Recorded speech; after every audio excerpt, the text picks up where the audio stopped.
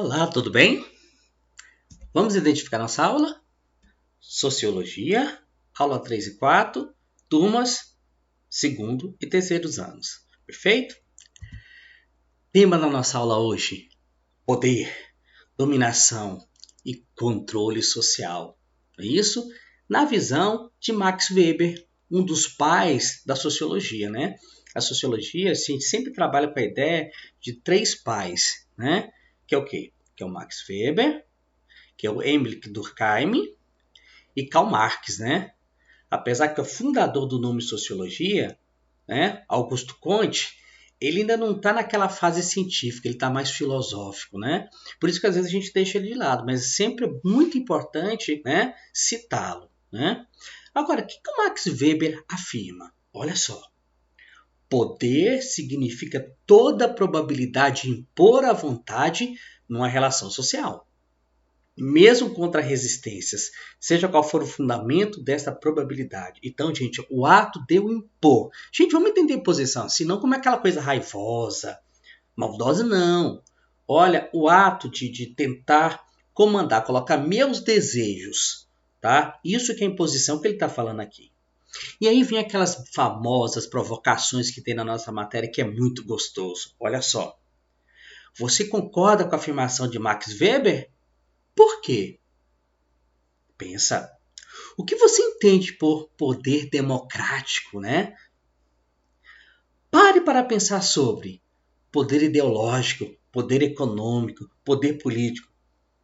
Será que há uma ligação entre eles? E a dominação social? Para você, o que vem a ser? Gente, perguntas tão importantes que no curso, tá, da aula a gente vai tentar responder. E aí a gente começa aqui com essa tirinha tão famosa, né? O autor da Mafalda morreu recentemente, mas a Mafalda está viva eternamente aí, né? Aí vem aquela pergunta: quem manda no presidente? Vamos ver o diálogo da Mafalda? Alguém grita para ela: Mafalda, pegue o pullover que você deixou jogado. Ela responde: não tenho que obedecer ninguém. Mamãe, sou uma presidente. Aí a mãe responde: e eu sou o Banco Mundial, o Clube de Paris e o Fundo Monetário Internacional. E ela pensa: tenho que reconhecer que ela foi viva. Ah, gente, esse quadrinho está dizendo muita coisa. Sabe o que ele fala? Que todos os poderes governamentais constituídos por nós, na verdade, eles não mandam, tá? Totalmente não. Eles estão subordinados a vários interesses, e principalmente o interesse econômico.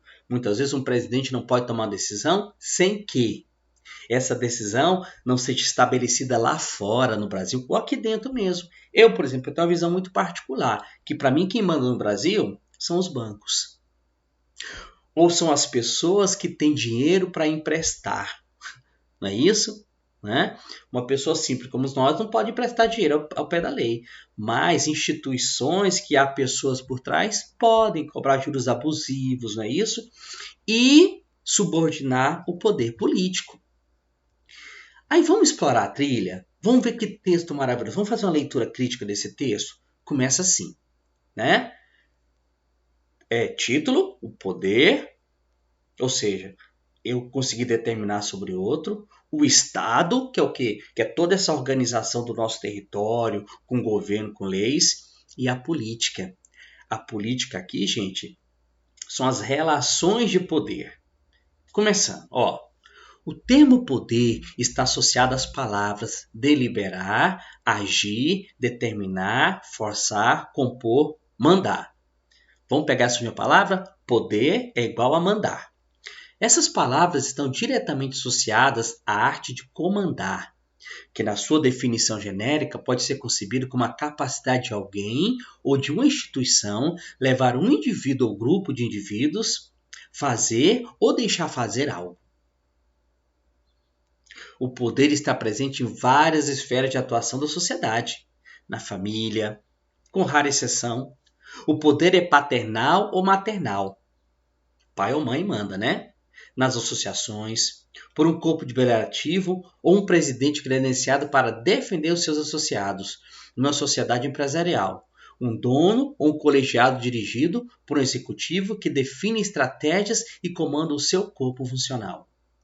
Nas igrejas, por uma hierarquia que, em nome de Deus, impõe regramentos dogmáticos a serem obedecidos e seguidos por todos os seus fiéis.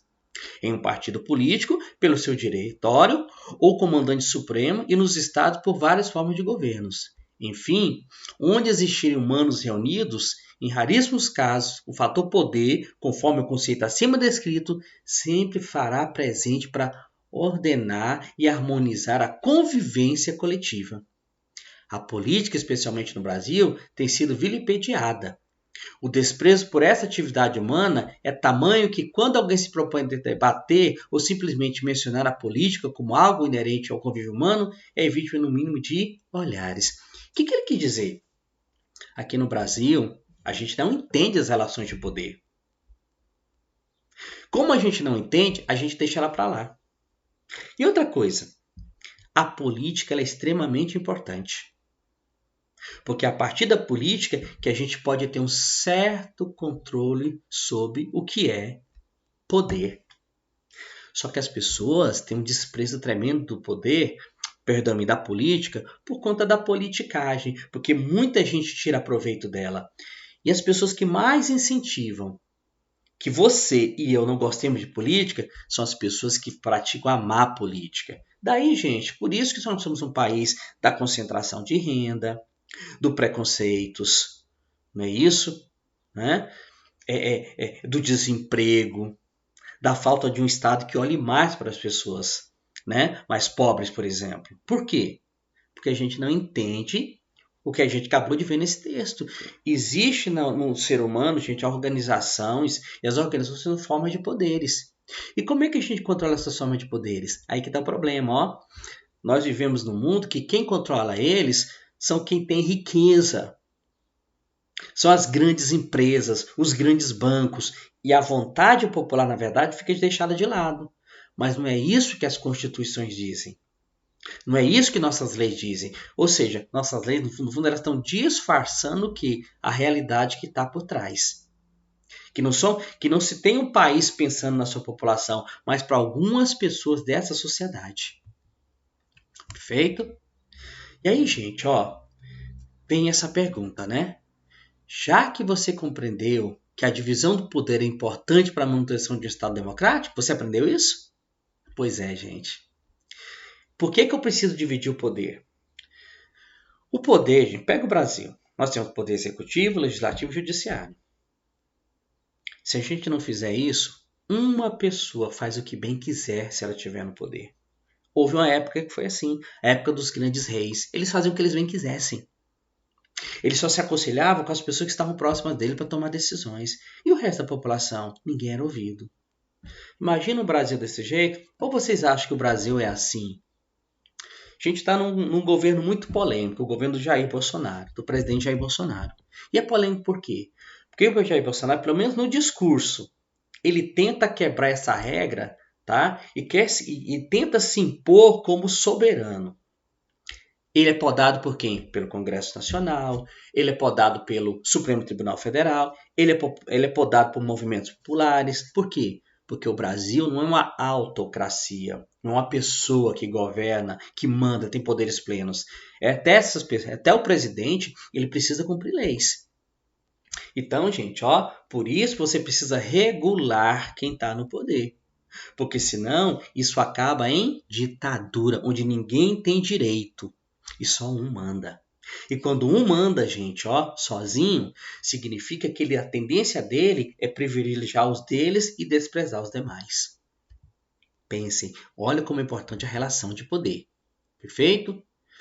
E o que são políticas públicas, gente? Né? Por que elas existem? Gente, as políticas públicas existem, elas são e existem, né? Para resguardar a população como um todo. Para eu tentar sanar a necessidade da população. Não ficar preso em apenas alguns grupos. Né? Por exemplo, quando a gente fala em vacinação, isso é uma política pública, gente. Eu estou pensando em toda a população, tentando acabar com as mortes do Covid, por exemplo. Quando fala assim, a gente tem que ter uma escola de qualidade, eu estou pensando na comunidade. Portanto, gente, quem está no poder, ele pratica políticas. Se eu não vigiar e controlar a pessoa que está no poder, ela não começa a beneficiar a população como um todo. Ela começa a beneficiar o quê? Os seus, família. Olha como se critica essa família Bolsonaro, né? Depois que eles entraram no poder, enriqueceram, né? Mas enriquecer é uma realidade de todo brasileiro? No mundo inteiro, gente, não é realidade de ninguém. Mas ter um nível de vida mais ou menos é muito importante. É importantíssimo. E quando eu tenho políticas, tá, sociais que não olham a comunidade como toda, vai acabar nisso aqui, ó, na desigualdade social. Gente, o Brasil é um país cheio de favela. Vamos pegar a nossa cidade, que ela é moderninha, né? Você ter tanta pobreza, você vê gente passando fome. Por quê? Porque as políticas públicas não têm alcançado essas pessoas. Mas em compensação, você vê tanta Hilux andando por aí, e alguém fala assim, é porque a pessoa trabalhou para isso. Sim, sem dúvida nenhuma. E teve políticas que beneficiaram altamente esse determinado grupo e não conseguiu fazer o mesmo com o outro. Que um tenha um Hilux, mas que o outro possa comprar um carro mais simples. Não é o caso do Brasil. Cada dia que passa, você percebe que as pessoas estão mais desempregadas, estão comprando menos, estão começando a ter necessidade, né? E aí, gente, a gente termina esse momento, né? Passando uma atividade muito importante que vocês vão ter que resolver e postar no comentário desse vídeo. Essa é a avaliação de vocês. Então diz assim, ó, primeiro, qual a diferença entre o poder econômico, poder político e poder ideológico?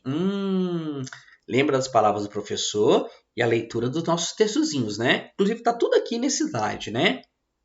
E aí, ó, segunda, qual o efeito da desigualdade social em você?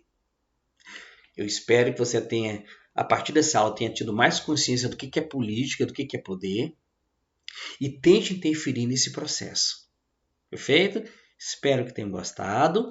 Qualquer dúvida, qualquer problema, converse comigo, tá? Que eu estarei sempre à disposição.